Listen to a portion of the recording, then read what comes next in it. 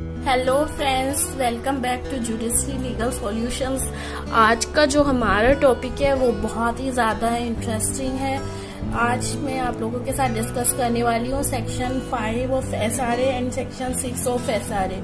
तो फ्रेंड्स, जब भी हम जुडिशरी के प्रीवियस 10 ईयर के क्वेश्चंस पेपर उठा के देखते हैं तो ये अगेन एंड अगेन मेंस में भी और प्री में भी रिपीट होता है। तो फ्रेंड्स, इसको बिल्कुल भी इग्नोर ना करें, स्किप ना करें, वीडियो को पूरा देखें, अच्छे से देखें और इस टॉपिक को अच्छे से प्रिपेयर करें। मेरे साथ साथ नोटबुक में नोट्स बनाते चले। ये इंटरव्यू में भी अगेन एंड अगेन पूछा जाता है। तो फ्रेंड्स, आज तो मैं आप लोगों के साथ सेक्शन 5 डिस्कस करूंगी। लेटर ऑन वीडियो में मैं आपके साथ सेक्शन 6 भी डिस्कस करूंगी। मैं आप लोगों को बताऊंगी कि सेक्शन 5 को कैसे पढ़ते हैं, उसके क्या पॉलिसी है, क्या पर्पस है और किस के साथ उसको लिंक किया जा सकता है। So let's start. तो फ्रेंड्स, जो सेक्शन 5 है वो कोई भी स्पेसिफिक रिलीफ पोजीशन के लिए, इमूवेबल प्रॉपर्टी के लिए प्रोवाइड नहीं करता है। वो सिर्फ एक डिक्लेरेशन है। ये डिक्लेयर करता है कि आपके पास अगर कोई भी एग्जिस्टिंग सिविल राइट है तो किसी और लॉ में, तो वो जो है क्लेम कर सकता है। अगर right to possess of immovable property है, प्रॉपर्टी जो है इमूवेबल प्रॉपर्टी होनी चाहिए और पर्सन के पास ऑलरेडी राइट टू पोजेस होना चाहिए, तो वो क्लेम कर सकता है under section 5 SRA read with section 9।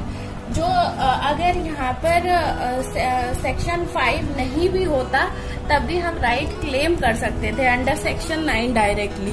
तो सेक्शन 5 जो है वो ओनली एक डिक्लेरेशन है कि अगर आपके पास कोई भी एग्जिस्टिंग सिविल लीगल राइट है रिलेटिंग टू इमूवेबल प्रॉपर्टी और वो राइट टू परचेस है, तो आप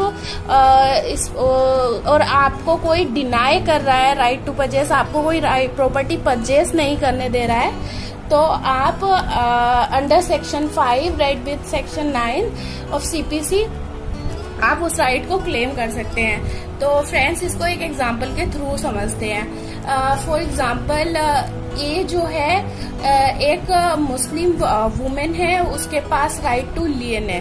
तो राइट टू लियन भी एक तरह से पजेसरी राइट होता है। उसमें वुमेन को एक राइट दिया जाता है कि आप पर्टिकुलर प्रॉपर्टी पजेस कर सकती हैं। तो फ्रेंड्स, राइट टू लियन बहुत अच्छे से मैं मुस्लिम लॉ में समझाऊंगी, यहाँ पे नहीं समझा सकती क्योंकि उससे लेक्चर पूरा इसी पे वेस्ट हो जाएगा और लेक्चर बहुत लंबा हो जाएगा। तो फ्रेंड्स, जो वुमेन है उसके पास राइट टू लियन है, तो उसको उसके जो मतलब इन लॉज है वो मना करते हैं, प्रॉपर्टी पजेस नहीं करने देते हैं। वो कहते हैं प्रॉपर्टी हमें बैक दो।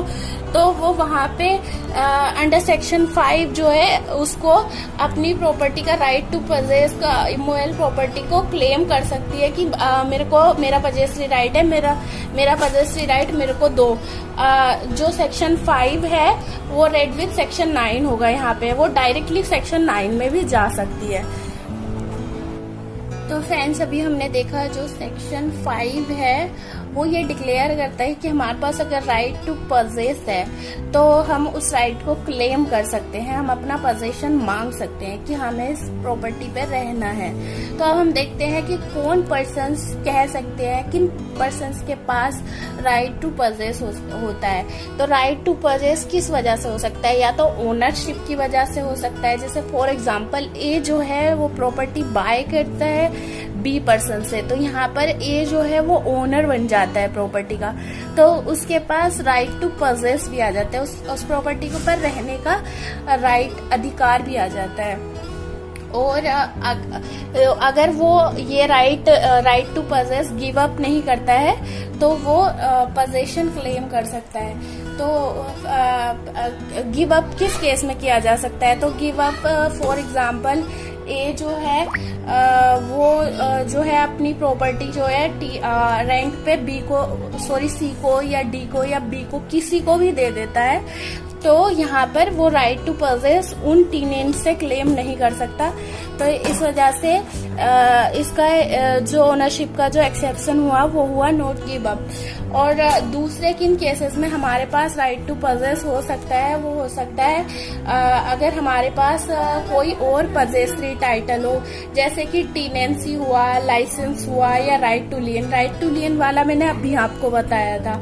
टीनेंसी वाला यहाँ पर ए जो है वो बी को या सी को या डी को टीनेंट रेंट पे दे देता है, तो जो टीनेंट है उसके पास राइट टू पजेस आ जाता है। तो वो अगर उसको कोई डिनाई करता है कि तुम यहाँ पर नहीं रह सकते, तो वो क्लेम कर सकता है कि मुझे यहीं पर रहना है, मेरा राइट टू पजेस है under section 5 of SRA read with section 9 of CPC।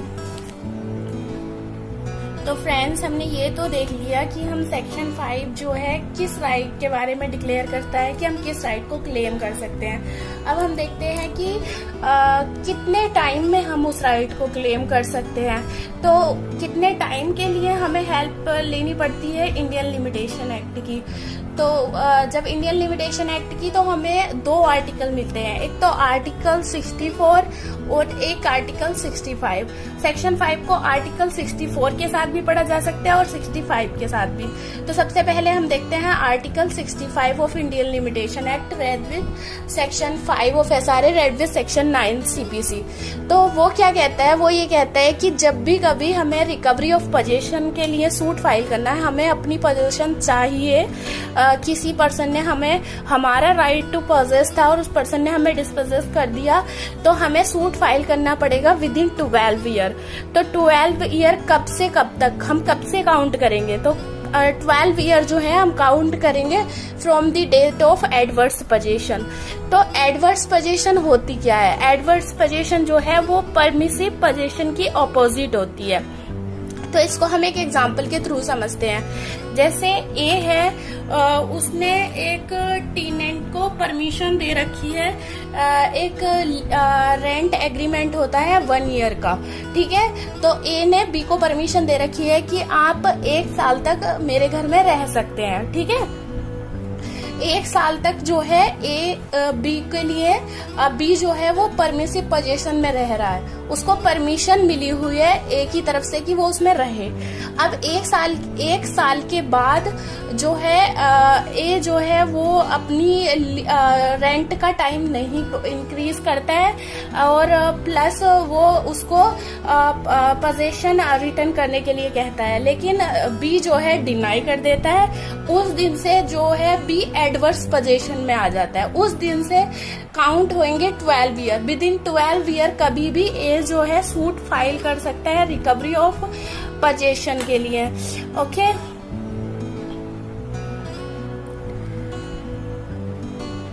Friends, one more thing, जो परमिसिव पोजीशन होती है वो इम्प्लाइड भी हो सकती है और एक्सप्रेस भी हो सकती है।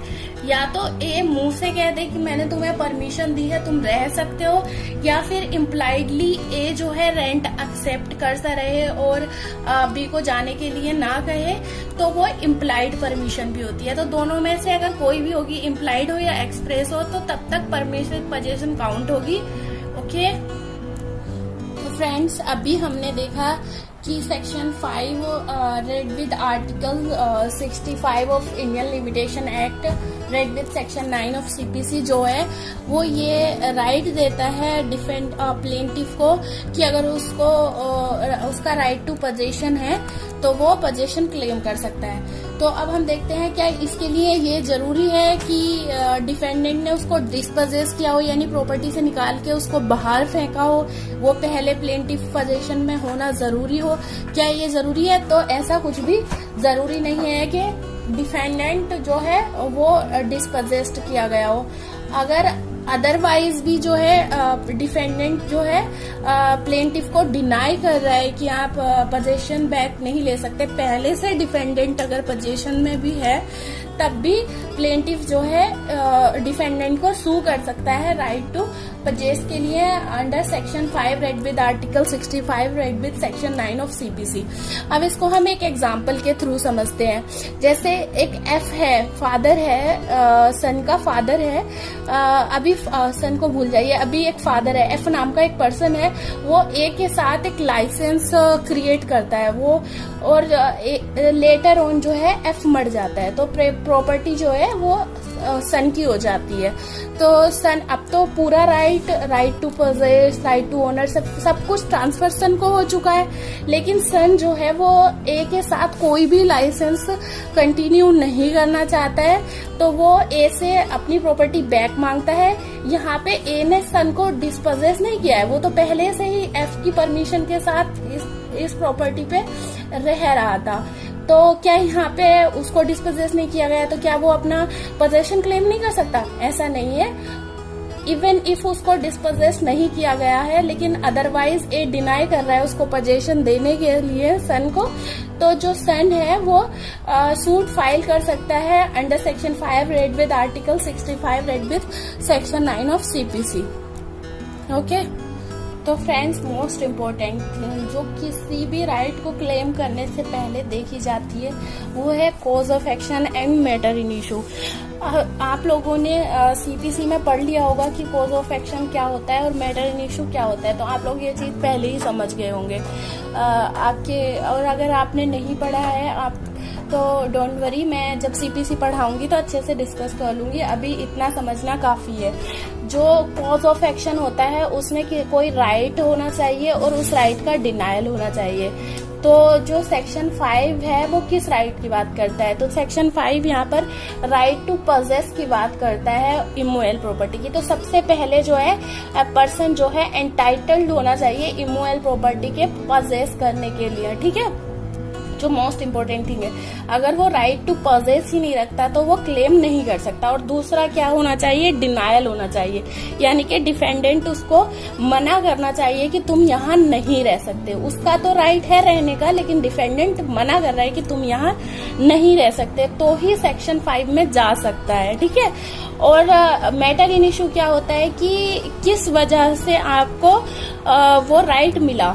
तो कॉज ऑफ एक्शन का जो राइट है आपको किस वजह से मिला, तो वो इस वजह से मिलता है। हमें किस वजह से मिलता है? हम या तो प्रॉपर्टी बाय करते हैं तो उसमें हमें सेल डीड से मिलता है, या फिर इंटेस्टेड सक्सेशन से मिलता है कि हमारे फादर की, किसी के फादर की डेथ हो जाती है तो वो कोई विल बना के नहीं जाते हैं तो इंटेस्टेड सक्सेशन से मिलता है, या फिर अगर वो विल बना जाते हैं तो विल से मिलता है, या फिर कोई किसी को गिफ्ट करता है तो गिफ्ट डीड से मिलता है। तो ये जो सेल डीड, गिफ्ट डीड या विल या इंटेस्टेड सक्सेशन, ये सब मैटर इन इशू कहलाते हैं। आप कोई भी टॉपिक पे आंसर फ्रेम करें तो कोशिश करें अगर वो सिविल नेचर का है तो आप उसमें cause of action and matter in issue डाल दें, क्योंकि इससे आपका समझ में आएगा एग्जामिनर को कि आप अच्छे से टॉपिक को समझ गए हैं और आपका इम्प्रेशन भी अच्छा पड़ेगा। तो आई होप आपको ये समझ आ गया होगा। आप मेरे को कमेंट सेक्शन में ज़रूर बताएं कि आपको समझ आया है कि नहीं आया है। वीडियो बहुत लंबी हो जाती है, इसलिए मैं नेक्स्ट वीडियो में अब डिस्कस करूंगी आपके साथ कि सेक्शन 5 को आर्टिकल 64 के साथ इंडियन लिमिटेशन एक्ट के कैसे पढ़ा जाता है। और please share my video and subscribe and like and comment. आप लोग लाइक, शेयर एंड कमेंट करेंगे तभी मेरे को और अच्छे से वीडियो बनाने के लिए मोटिवेशन मिलेगा। ओके, बाय, फिर मिलते हैं नेक्स्ट वीडियो में।